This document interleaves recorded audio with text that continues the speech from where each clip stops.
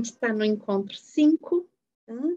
É o nosso penúltimo encontro teórico, e, na realidade, esse é a parte do texto onde ele vai fechando o texto, né? Porque depois o próximo... O nosso próximo estudo, né, a próxima parte do texto que a gente vai estudar, tem a ver já com as conclusões, onde ele vai, digamos, costurar tudo que a gente viu até agora. Mas o encontro de hoje, né, ele faz assim até para mim, né, um contraponto um pouco de alívio, né, frente ao que a gente viu na semana passada, né, que tinha a ver com... Só um pouquinho que eu vou fechar aqui o WhatsApp, senão fica fazendo barulho para a gente. Então, que tinha a ver com a questão do patriarcado, a gente viu toda a história do patriarcado, né? De uma forma sintética, obviamente, e viu, assim, dentro da perspectiva que o Maturana traz, né? Que é a emoção, né? As emoções que foram surgindo dentro da cultura patriarcal, né? E são emoções muito pesadas, muito duras, né? Que tem a ver com a exclusão, tem a ver com a competição, tem a ver com a hierarquia, a dominação do outro, né?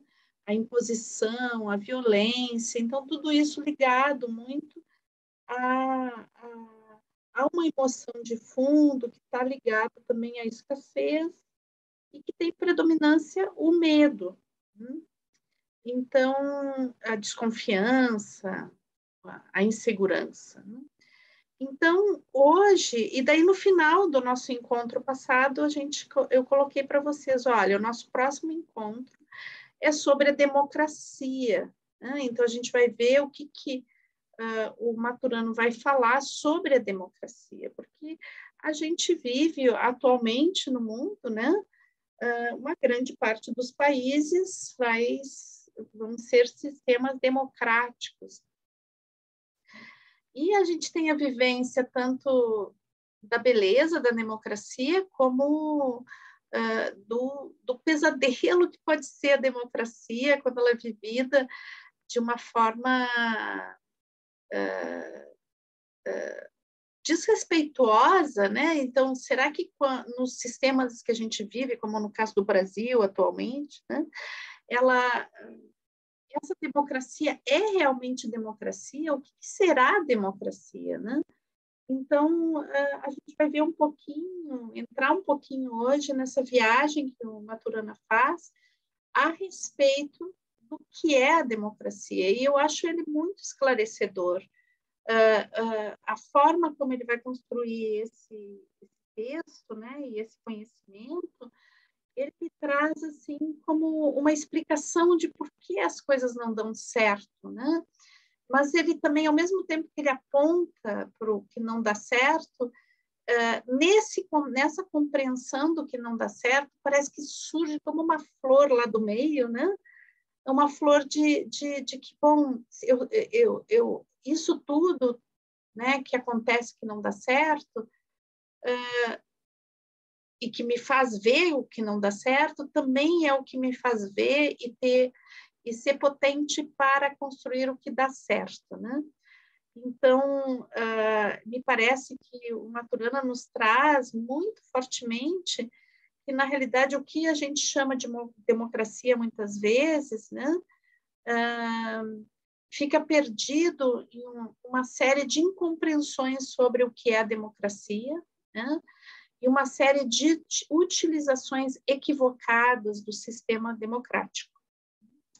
Então, vamos começar assim, a ver a linha de pensamento dele, né? Ele começa o texto assim um pouco nos trazendo a lembrança de coisas que a gente já trabalhou anteriormente, né? Então, lembrando, gente, que a gente entra numa cultura a partir do nosso nascimento, que nós somos seres culturais, né? E que atrás de cada cultura existe um emocionar, uma forma de viver a emoção, uma emoção de base que fica pulsando, né? E que dando um caminho para a forma de ação, para a forma de pensamento, e a forma de organização daquela cultura. E quando a gente nasce numa determinada cultura, então, naturalmente, a gente é educado para viver dentro daquela cultura, né? Para conversar dentro daquela cultura. Então, a gente aprende não só a linguagem que tem a ver com a cultura, mas a gente aprende as conversações, as conversas, né? A forma como o diálogo ocorre nessa cultura, né? A forma como esse diálogo que não é só verbal, essas interações, né? Vão se construindo, e a gente está imerso dentro disso e vai aprendendo, né? Desde pequenininho, esse emocionar e essas conversações, e vai se inserindo naturalmente nisso, né? Naturalmente eu falo, mas às vezes não tão naturalmente, porque às vezes a forma como nós tratamos as crianças, né? Ela às vezes afastam, né, a criança da sua natureza de autorregulação, a sua natureza de inocência, né? Então, esse jogo entre o que nos é dessa raiz mais primordial biológica, né? E essa biologia que faz construir a própria cultura e a forma como a gente se adapta e se constrói a partir dessa cultura, né? Vão dar uma forma de viver no mundo e que essa forma em cada geração vai se perpetuando. Outra forma de entrar numa cultura, né, são quando a gente vai viver numa outra cultura, vai, né, tardiamente, pode ser ainda jovem, até mesmo criança, ou como um adulto, né, a gente vai viver em outro país, em outra cidade, vai conhecer outro grupo, né, vai se inserir em outra forma de ver a vida, de se relacionar com ela, vai viver em outra base emocional, né? E outro tipo de conversação. Então, quando a gente tenta ingressar numa nova cultura, né, uma cultura que não é aquela que é de nascimento, existe todo um processo, né, de buscar compreensão, né, desse lugar, né? E uma tentativa de entrar nessa conversação. Às vezes a gente é bastante frutífero em conseguir fazer isso, e às vezes não, né? Então, o que acontece, né, que hoje a gente consegue entrar, né, na rede de conversação daquela cultura, ou ela vai nos expelir, como fosse um corpo estranho, né? Então, na realidade, a gente consegue entrar num ambiente cultural, consegue entrar num grupo que não é o nosso grupo de origem, quando a gente consegue tecer, né, entrar nessa rede já existente, né, e pulsar, dançar com essa rede, porque senão, naturalmente, a gente vai ser expelido, vai sair fora, vai ser rejeitado, vai ser negado, não vai ser reconhecido. Então, é importante perceber que a cultura, né, uma cultura, ela é um sistema homeostático, ela tende a uma conversa, a estar, desenvolver uma certa estabilidade, né, nas conversações, e ela vai fazer um processo de resistência à mudança, né? Então, isso é um fenômeno natural e é um fenômeno, de certa forma, né, interessante no sentido de preservar as culturas, né? De preservar a identidade dos povos. Então, existe um fenômeno de resistência à mudança em cada cultura, né? Então, essa pulsação entre o novo, né? Aqui a gente está vendo essa imagem, né? De índios levando turistas em barcos, né?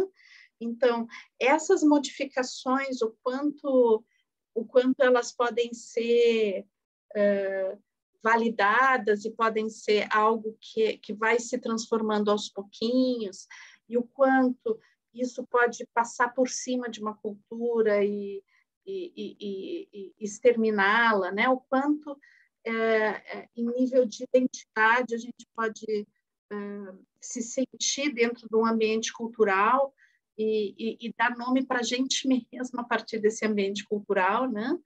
E o quanto essa interação, né? Entre, por exemplo, uma cultura nativa, matrística e uma cultura colonialista, patriarcal, né? O quanto essas interações, né, elas podem somar no sentido de criar vertentes novas de emocionar, né? Mas o quanto, muitas vezes, algumas culturas acabam sendo brutalizadas e acabam, às vezes, até mesmo desaparecendo, né? Ou sendo absorvidas por uma cultura que oferece, digamos, um grau de agressividade, de imposição, né? Que acaba apartando as pessoas, né? Do seu próprio, das suas próprias origens, né? Então, é bem importante a gente perceber que a cultura, ela faz parte da nossa identidade também. As nossas origens, né? Elas estão ligadas, né? Elas fazem parte da nossa identidade. Então, quem somos nós passa fortemente, né? Cada indivíduo, cada pessoa, né? Passa fortemente pelo seu ambiente cultural, sua cultura de origem. Então, isso forma uma raiz muito profunda. Então, e que por isso que de certa forma existe uma resistência à mudança, porque existe uma identidade que tem que ser preservada. Mas, ao mesmo tempo, existe muitas vezes modificações ambientais ou modificações de relação que exigem mudanças. Então, as mudanças, elas são possíveis dentro da identidade, elas são necessárias dentro da identidade, né? E de todas as culturas, mas, ao mesmo tempo, como essas modificações se dão num nível de que a gente não perca a própria identidade, né? E adoeça por isso. Então, a gente já tinha visto, né, que o sistema patriarcal, ele não só ele tem resistência à mudança, mas ele é conservador, né? Ele é muito conservador, ele tem uma postura de conservador, hierárquico, na sua forma de conversação e na sua forma de emocionar, né? Então, tem uma imposição, né, e uma forma de se colocar no mundo que tem muito a ver com a hierarquia, com um dizer como os outros têm que se sentir, um dizer como os outros têm que se emocionar, e um dizer como os outros têm que se comportar. Tá? E daí aqui, com essa imagem a gente já tinha usado uma outra vez, né? Então, lembrando, né, que essa imposição, né, ela se dá porque é muito representada pelo homem como um indivíduo, né? Mas o sistema patriarcal ele envolve homens e mulheres e crianças, né? Sendo homens, mulheres ou crianças, não? Homens, mulheres e crianças podem ser matrísticos ou podem ser patriarcais. Então, quando uma cultura é patriarcal, ela envolve as relações que existem, as conversações que existem entre todos os participantes daquela cultura. Então, mesmo as mulheres, né, patriarcais, elas reproduzem o sistema patriarcal. Então, não é exclusividade dos homens perpetuar o patriarcado, né? Somos todos nós que perpetuamos, numa forma de ser, uma forma de pensar, uma forma de sentir.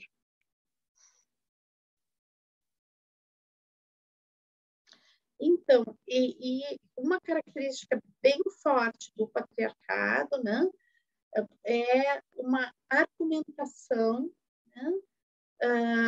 Uma construção de pensamento, uma lógica de pensamento, uma lógica racional que justifica a não mudança, né? Então, é uma argumentação que vai sempre se pautar pela resistência à mudança. Então, uma coisa de conservadora, né? Que perpetua essas relações hierárquicas, perpetua essas relações que vão ser excludentes, né? Para excluir pessoas das posições de poder e do benefício social que elas poderiam ter. Né? E essa é uma característica do patriarcado que vai se perpetuando também por um sistema de ideias e de argumentações que vão se formando, né? De por que tem que ser assim e essa naturalização de por que tem que ser assim. Então, e daí o Maturana, né, ele vai trazer que a democracia, né, ele diz assim, a democracia é um fenômeno neomatrístico, né, porque a democracia ela é algo que surge, né, dentro do patriarcado, mas como uma nostalgia do matrístico. Então, ele coloca, a gente viu um pouquinho na semana passada, né, que todos nós, durante a nossa infância, a gente tem, até por uma questão de sobrevivência, né, pessoal, a gente passa por um seio matrístico, né, um seio de cuidado, um bebezinho na sua vulnerabilidade, ele precisa de um princípio matrístico. Então, a nossa infância, ela é culturalmente matrística, é onde, como a gente colocou na semana passada, o patriarcado ele preserva o matrístico para as crianças, né? É o lugar onde pode existir o matrístico na nossa cultura, para que as crianças possam sobreviver, né? Porque seria impossível sobreviver no sistema hierárquico e desamoroso e desrespeituoso, né? Para uma criança viver nesse sistema de hierarquia, de competição e de violência, né? Então, a criança ela é preservada disso na nossa cultura para que ela possa se desenvolver. E daí o que o Maturana ele fala, né? Ele fala que na realidade isso fica numa espécie de memória, né? Uma memória de algo que a gente deseja. E também que isso tem a ver tanto com a nossa infância em nível pessoal, mas tem a ver com a infância da humanidade também, né? Como eu falei já para vocês, se a gente vai comparar a história do patriarcado com a história das culturas matrísticas, as culturas matrísticas tiveram uma história infinitamente mais longa que a história do patriarcado, né? Então, isso está num nível de memória, né? Uma memória que certamente não é consciente, mas existe uma nostalgia desse período, tanto no nível de pessoal como no nível de humanidade. Então, é uma nostalgia do emocionar matrístico. A gente tem, quando a gente diz assim, que alguém diz para a gente, tu é super utópico, né? Tu acredita na humanidade, tu acredita no bem, na paz, tu é utópico. Então, na realidade, não é utopia, né? Não é ou a gente pode rever a questão do que é utopia, né? E qualificar a utopia também. Então, na realidade, visto pelo texto, né, que nos brinda Maturana, isso é uma lembrança, né, algo que a gente gostaria de viver como adulto, mas que não temos acesso, mas isso fica ali pulsando, num querer, numa vontade, numa bifurcação, né, do próprio patriarcado, algo que nasce e desvia daquele roteiro tão impositivo e tão duro, né, que o patriarcado nos traz. Então, essa nostalgia, né, ela nos dá um referencial de algo que talvez a gente não tenha nem muito claro o que é, mas que a gente sonha. ao menos uma parte da humanidade sonha. E daí, então, a gente vai ver, né, o nascimento desse desvio do patriarcado, né, dessa vontade de fazer diferente, nas primeiras democracias, né, na primeira democracia que vai surgir na Grécia Antiga, né, onde a sociedade, antes da sociedade democrática grega, né, a gente vai ver a Grécia dominada assim, por uma oligarquia super impositiva, super patriarcal, né, que era de donos de terra, que tinham toda um sistema muito baseado também na exploração de escravos, né, e que é uma coisa que acaba não sendo superada na Grécia, né, eu acho que talvez nem é questionada, né, mas que existia uma forma de organização, né, e que se baseava nessa relação hierárquica onde os donos de terra tinham um poder muito forte, né? Em dado momento, a Grécia, como é um território, né? A gente vai pensar em termos de... Hoje a gente pode pensar a Grécia em termos de um país, mas naquela época eram cidades-estado. Cada cidade tinha uma forma de organização própria, existia uma identidade em comum, né? Entre o que a gente vai chamar de povo grego, né? Mas assim, cada unidade tinha um tipo de organização bem específico, né? Que cada polis, cada cidade, então, cidades-estado, na realidade. Né? Então, a gente vai ver que o território grego, ele é muito, né? Eles têm uma extensão de mar muito grande, né? Então, a Grécia, essa região, ela tem digamos, muitas ilhas, muito litoral, né? E também estão numa região onde se estabeleciam na antiguidade, muitas rotas de comércio, né? Então, aos poucos, a Grécia vai tendo portos importantes, vai formando um comércio importante, né? E nesse período existe também uma forma, um jeito de pensar que vai se modificando, porque o comércio que se faz a partir da navegação, né, ele é um comércio que exige o dinheiro, né, a utilização de dinheiro, não somente o câmbio. E o dinheiro, ele é um elemento que vai sair da questão do concreto, né, e começa a trazer uma questão de abstração, né, porque aquela moeda, ela representa algo que não está ali exatamente, né? Então, isso vai se tornando muito popular na Grécia. Então, os gregos, nos mercados, eles começam a ter acesso à moeda, acesso a um pensamento mais matemático, né, abstrato. E também, nesse período, né, começa a se popularizar muito na Grécia a escrita, né? Então, existe um momento que é um momento que coincide com o surgimento da democracia, né?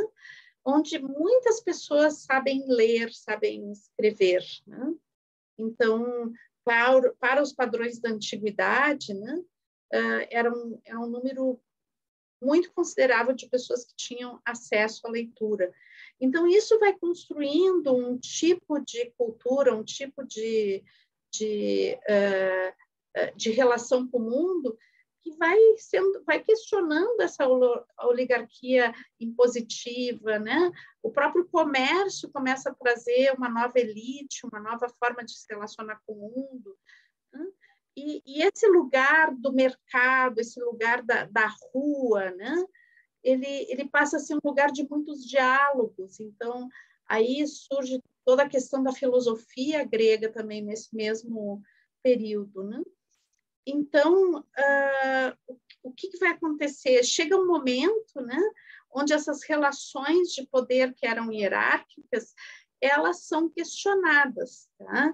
E surge um outro tipo de organização, onde existiam, cada localidade vai se organizar para ter representantes, né? Representantes que vão se reunir e falar da sua comunidade, e essa mesma comunidade vai criar as suas próprias regras de convivência, e vai se apropriar, né, daquilo que era decidido por um oligarca, agora é decidido pela comunidade. Então, esse período de transição, e que não durou muito tempo, né, ele foi super importante, ele criou essa noção da democracia, e que foi algo que foi se perpetuando, né, na história desde então. Mas isso é um fenômeno, né, que não é um fenômeno simples. Não é que agora chegou a democracia e ela se perpetua, e ela é um sistema melhor, então agora todos vão adotar a democracia. Então, talvez ele seja um sistema também do qual é fácil falar, mas é difícil de viver, né? Então, o que acontece a partir da Grécia, né? Existe uma mudança muito radical na conversação, na forma de conversar, né? E isso é super importante, porque a gente sabe que quando muda o tipo de conversação, muda o tipo de emocionar. Então, daquela relação que existia de imposição e hierarquia, surge uma relação mais horizontal, onde as pessoas falam a respeito do seu conviver, né? Então, aquilo que tinha a ver com a comunidade, e que lá naquele sistema hierárquico era decidido por um rei, e que todo mundo tinha que fazer o que o rei mandava, né? Agora era um assunto público. Então, os assuntos da comunidade passam a ser públicos. E isso muda profundamente o emocionar daquela cultura, né? Traz lembranças, traz uma fonte matrística novamente. Então, o que o Maturana vai falar? Que existia uma nostalgia do matrístico, né? E essa nostalgia ela vai emergir nesse momento histórico, porque existe um favorecimento geral por essas questões que eu coloquei, né? Do comércio, de tudo que significava o comércio, por questões muito pontuais daquele momento histórico, surge uma bifurcação, uma possibilidade de se viver algo que estava num campo exclusivamente infantil, né, da infância, ou lá perdido na nossa ancestralidade. Então, é como se que isso emerge, né? E eu acho que é interessante também a gente recordar que a Grécia teve uma raiz na sua origem, antes de chamar Grécia, né? A origem era matrística, era uma cultura fortemente matrística, né? Então, na ilha de Creta, a gente vai ver uma cultura matrística super forte e grande, né? Com uma população grande. Então, talvez esse ressurgir, né, também fosse facilitado por essa situação, essa situação que ela tem uma memória que não é tão perdida no tempo. Então, talvez aí entre aquela origem matrística e esse momento histórico, existisse aí alguns séculos de separação, né? O que para aquela comunidade ainda tivesse muito presente dentro de traços culturais aquilo que foi antes. Então, surge, né, a questão do Estado, o Estado como uma coexistência comunitária. Então, a gente poder pensar que a origem do Estado, né, ele tem a ver com essa coexistência comunitária, né? Esse sistema onde existe uma série de acordos, algo que é criado pela população. Né? Então, as tomadas de decisão no Estado, né? Nessa estrutura de Estado democrático, né? Elas são tomadas, as decisões são tomadas pelos cidadãos. Né? E pelo fato de serem tomadas por esse coletivo, né? Cada membro desse coletivo, isso faz com que exista mais responsabilidade pelas coisas que são decididas. Então, aqui é interessante até por uma coisa que a gente estava conversando hoje, né? Aqui, essa estrutura, né, da sociedade, as coisas que estão naquele ambiente, a cidade, os rios, as florestas, os animais aqui, né, eles, num certo nível, eles pertencem a todos, ok? Então, existe nesse sistema que está nascendo aqui, existe um apropriar-se coletivo das coisas. Né? Então,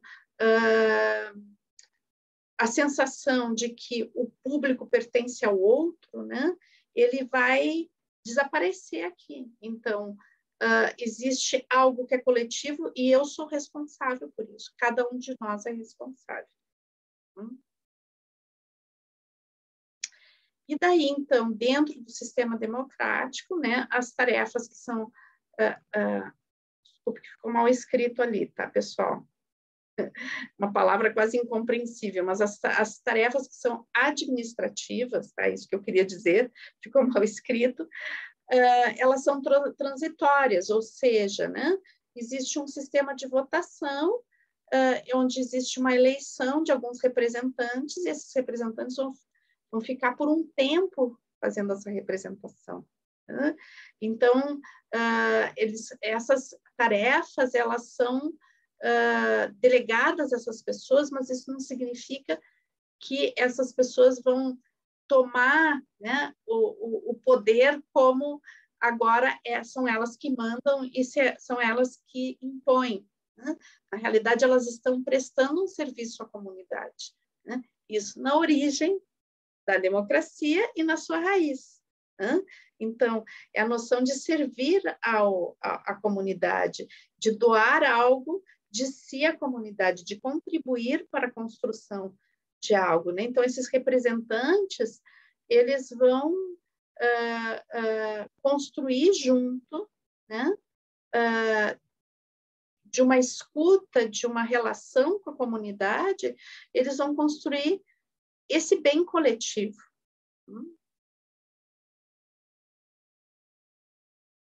Então, daí, bom, tá tudo super bonito, né? Tudo maravilhoso, que linda que é a democracia, né? Mas daí o que a gente tem que ver, né, é que mesmo na Grécia Antiga, a gente sabe que a democracia, ela era algo que estava em cima, né, como como acolchoada, ela estava sendo, ela foi plantada, né, ou nasceu dentro de um sistema hierárquico, né?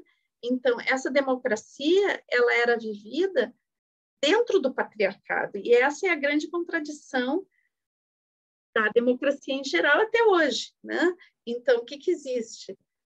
Ela é, como diz o Maturana, ela é neomatrística, né? Então, ela faz ressurgir o sistema matrístico nessa coisa muito original e muito raiz do que seja a democracia, mas ela, mesmo lá na sua origem, ela é vivida dentro de um grupo de pessoas, porque eram poucas as pessoas que tinham acesso à democracia dentro da própria Grécia Antiga. As mulheres não tinham acesso, os escravos, os estrangeiros, todas essas pessoas, elas estavam excluídas do processo. Então, é como que dentro de uma torre hierárquica, lá no topo dessa torre, daí existe a democracia, né? E é interessante perceber isso, né? Que é como que existe essa contradição, né? Essa contradição nessa experiência democrática, que ela vai se perpetuando depois. Então, a democracia cria pequenos núcleos matrísticos dentro da hierarquia patriarcal. Por isso que ela não consegue romper com o patriarcado, porque, na realidade, é como que a nostalgia matrística ela consegue tomar um corpo, né? O matrístico consegue tomar um corpo nesse mundo adulto, nesse mundo das decisões, mas como que embalada, né? Dentro do patriarcado. Então, isso vai criando uma série de contradições, né? Que impedem que a democracia seja plena, vivida realmente como algo neomatrístico. E daí eu acho que uma coisa bem importante a gente perceber também, tá? Porque eu acho que aqui tem uma questão também, às vezes, de uma ingenuidade dentro da própria democracia, né? Do próprio sistema democrático. Então, assim, quando a origem cultural de uma pessoa, de um grupo, né? Ela é patriarcal, ela na raiz ela tem a emoção do patriarcado, né? Ela vai ter uma tendência, né, o retorno dos princípios hierárquicos. Né? Então, quando um grupo que tem uma fonte patriarcal muito potente, muito enraizada, entra no processo democrático, ele vem para romper o processo democrático, né? Ele tende a tomar o poder e romper com o processo e utilizar a própria democracia para destruir a democracia. Então, ele tende a voltar para os processos hierárquicos, utilizando o próprio sistema democrático para chegar aí. Então, existe uma passagem, né, do livre pensar para o controle do pensar. Então, acho que essa questão da construção do pensamento ela é super importante nesse ponto, né? Porque, às vezes, a gente confunde, né, um pouco o que a gente gostaria, né, por exemplo, a gente pode ver um sistema um sistema democrático, um tipo de organização que vai nos fazendo, vai favorecendo corrupção, vai favorecendo uma questão de hierárquica que não nos agrada, porque aquilo não foi aquilo que a gente estava buscando. E daí, então, surge, né, aquela pessoa que diz assim, não, a gente precisa acabar com essa bagunça, né, e nós vamos botar ordem na casa. E daí, bom, daí é super fácil comprar essa ideia, né? Então, vamos controlar tudo e vamos botar ordem na casa. E isso é muito sedutor nesse momento. Agora, o que a gente pode perceber quando um grupo ou uma pessoa entra no poder com esse tipo de princípio, né? Que existe uma... Vamos tomar bem sobre o que a gente está colocando do emocionar, né? Então, existe por trás dessa solução baseada no controle, solução baseada na rigidez, né? Existe o fundo emocional disso, né? São as estruturas que têm a ver com controle patriarcal, a desconfiança, a competição, a hierarquia, né? Então, não tem como a pessoa entrar com esse tipo de discurso, com esse tipo de proposta, e a gente ter uma sociedade super participativa, amorosa, cuidadosa, né? Ela vai trazer a questão do controle para todas as suas ações e vai questionar a própria democracia que o colocou no poder.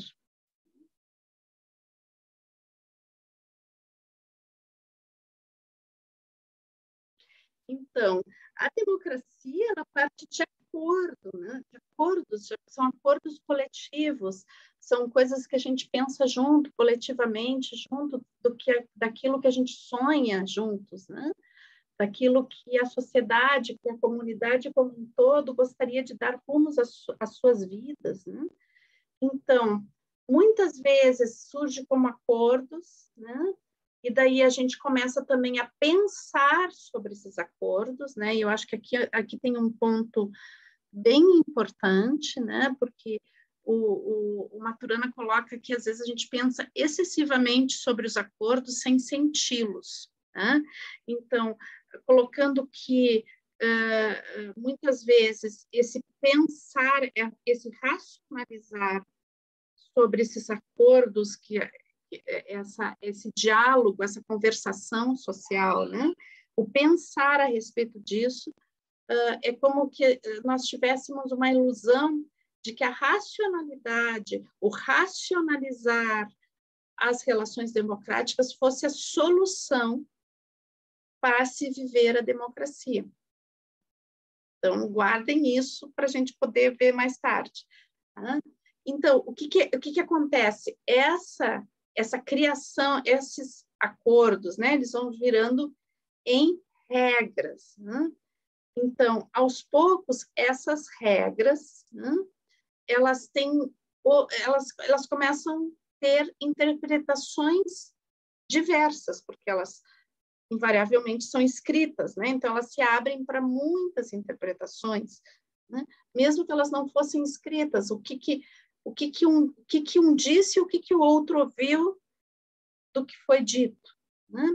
Então, e começa então em cima dessa interpretação, né? Se criar regras que são impostas, né? E aos poucos, né, são impostas como... E é assim que a sociedade tem que funcionar. E depois que se coloca as regras, daí começa a se quebrar as regras. Né? Porque, no final, o sistema hierárquico, como ele não consegue suportar essas regras que ele mesmo ajudou a criar, né? Ele passa a manipular as regras e quebrar as próprias regras. E daí, então, aí a gente acaba completamente com a democracia. Né? Então, daí o Maturana ele vai falar assim, o quanto, né, o autoritarismo ele vai se disfarçando dentro da democracia, ele vai fazendo de conta que ele é democrático, mas ele não é. Né? Então, daí ele vai listar uma série de coisas que ele acha que tem a ver com isso. Né? Então, o autoritarismo ele se disfarça de democracia, né? Quando pensa que a democracia é somente para se chegar ao poder. Então, claro, a votação é super importante, campanha política para eu chegar lá no poder e poder mandar e tornar super hierárquico e despótico. Ai, faltou a palavra, desculpa, pessoal. Alguém me ajuda? Despotismo. Para fazer um despotismo. Agora me faltou como falar da pessoa, né? Que pratica o despotismo. Então, isso acontece quando se opera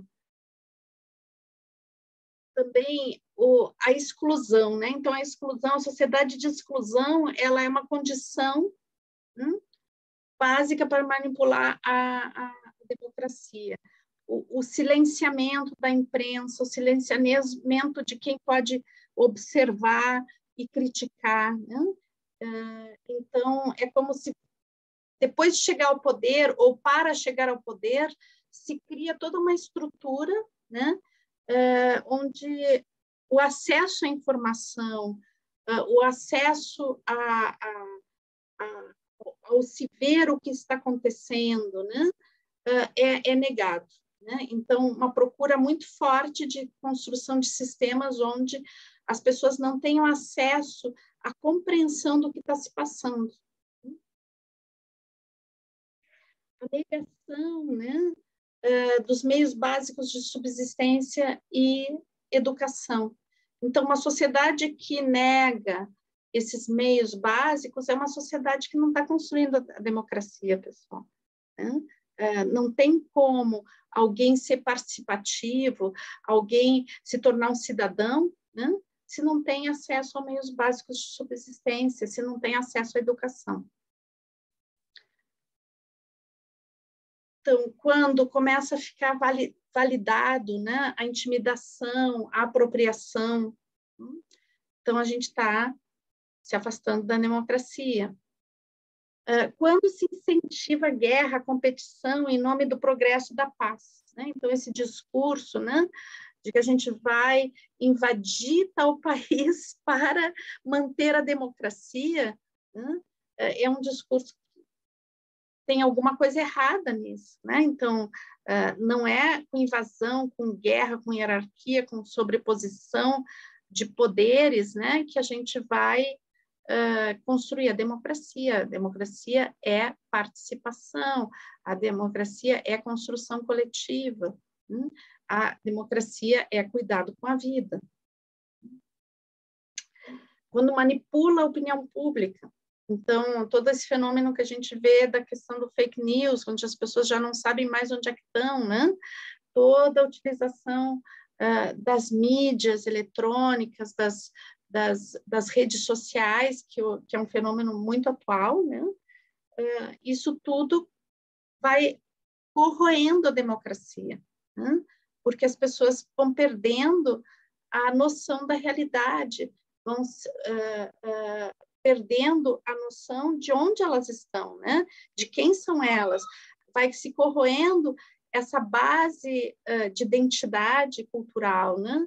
Vai se corroendo a base de consciência da minha relação de responsabilidade, de cuidado com a vida, né? Então, no final, a única coisa que eu posso cuidar, né, é de mim mesmo, porque o resto das pessoas são inimigas, né? E se eu puder tirar vantagem, eu vou tirar. Né? Então, vai se construindo esse tipo de relação social e com o mundo que não tem nada a ver com a construção coletiva que é a democracia. Então, quando incentivam o medo, a desconfiança como base das emoções na sociedade. Né? Então, não tem como construir democracia onde as pessoas estão com medo, né? Medo de falar, medo de agir, medo de se relacionar, medo de que o outro vá ser violento, que vai ser punido por se expressar.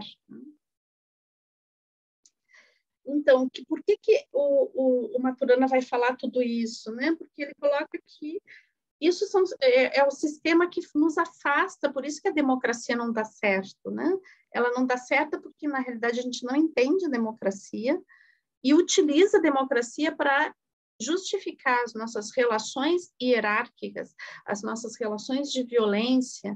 Então, isso é uma estrutura de pensamento, pessoal, não é só ser a extrema-direita que pensa assim, todos nós pensamos de certa forma com esses princípios, né? O que faz com que a gente se afaste, por mais que a gente gostaria de ser democrático, a gente acaba se afastando dessa neomatrística que é a democracia, né? Então, o que o Maturana coloca?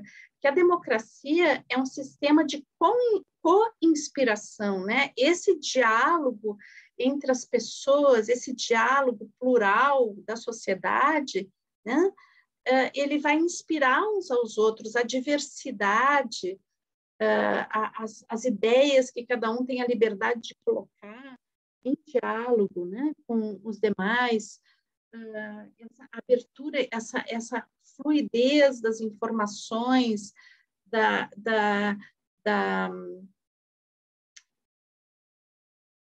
do conhecer o mundo, né, do dialogar o mundo, essa conversação que existe a partir da vivência democrática, quando ela é plena, né, isso vai fazer um fenômeno que ele chama de co-inspiração, né? Então, a presença do outro me inspira, a presença da diversidade me inspira, ela me dá novas ideias.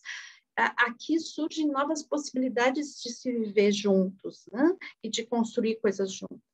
Então, para o Maturana, a democracia é a construção de uma obra de arte coletiva, né? A convivência como uma obra de arte coletiva. E daí eu tinha falado, né, para a gente manter assim a visão dessa questão da racionalização, né, das regras, das leis, da forma, né?